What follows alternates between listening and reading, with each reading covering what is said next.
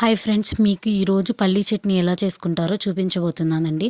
ముందుగా కొన్ని పల్లీలు, కొన్ని పచ్చిమిరకాయలు బాండీలో పెట్టుకొని అందులో కొంచెం ఆయిల్ వేసుకొని బాగా తిప్పుకోవాలి, బాగా వేగనివ్వాలి.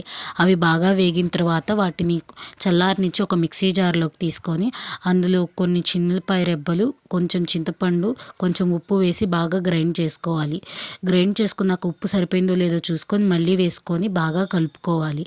ఇప్పుడైతే పోపు పెట్టేసుకుందాం. ఒక బాండీ పొయ్యి మీద పెట్టుకొని అందులో కొంత ఆయిల్ వేసుకొని కొన్ని తిరగమాత గింజలు, కరివేపాకు, అందులోనే మనకి ఎండుమిరగాయలు ఉంటాయి కదండి, ఎండుమిరగాయలు వేసేసుకొని ఈ పచ్చడిలో పోపు పెట్టుకోవడమే.